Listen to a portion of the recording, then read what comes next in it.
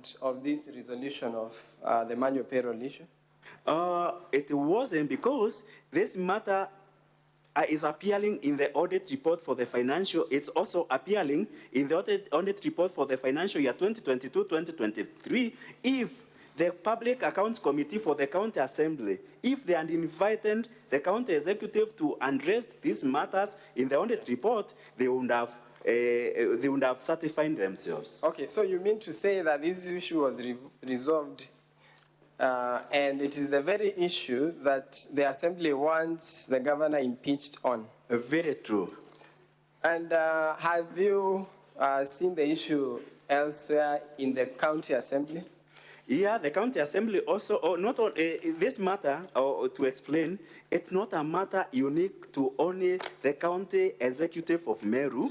It is also a matter that also has appeared in the 2021-2022. If you peruse that audit report, you will find that the County Assembly of Meru and a similar issue. Okay, so that appears at page 247 to 326 of volume 1B of the governor's documents.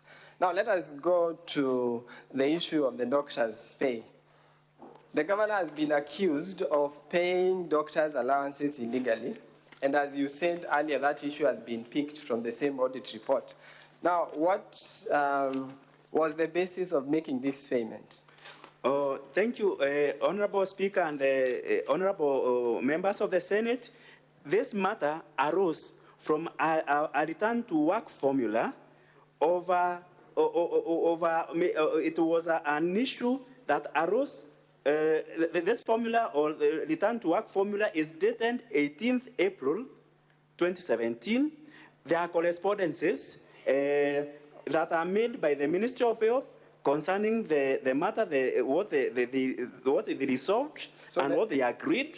And so then the same is copied to the Council of Governors. Okay, sorry to cut you short, but the correspondence you're talking about, is it the correspondence found in page 327 to 330 of volume 1B of Governor's documents? Is that the correspondence confirming that the County Assembly, the County Executive of Meru was actually within the law in making that payment? Absolutely so. So those are the documents that you wish to rely on to confirm that payment? Very true. Page 327 to 330 of volume 1B of the governor's documents. Okay, let us then move on to, but before we move on from there, so this issue that you are saying relates to payment of doctors relating to the CBA of 2017.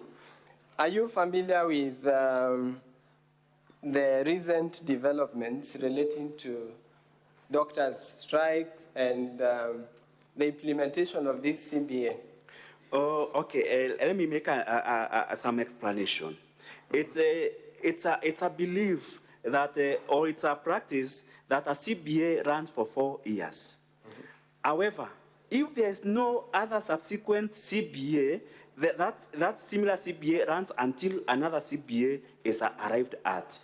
The one that I'm aware of, there is in April, there was an agitation for improved remunerations to the medical field, and there was a return to work formula, and that CBA is the one that I can quote. You are talking about the strike we saw recently. Very true. And the Assembly has also produced a video of doctors striking on basis of that very implementation of the CBA. Are you referring to that strike? Yeah, the one that was agreed in April this 2024. So do you find it in good faith that these two issues are being brought before this House to impeach the governor?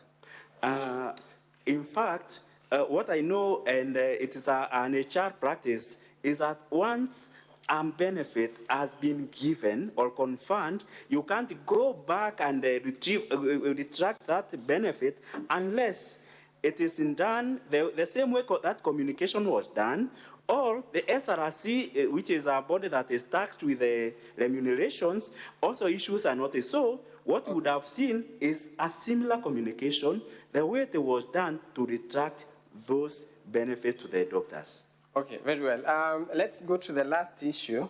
You have also mentioned in your affidavit that there were frustrations that the executive faced in coming up with the budget for 2024-2025. So very briefly, would you tell us why you wrote to the controller of budget? The letter that you wrote appears at page 344 of volume 1B, page 344, volume 1B of the governor's documents. So I want you to very briefly tell us why did you write that letter? Okay, thank you, Honorable Speaker and Honorable Senators. I wrote this particular letter when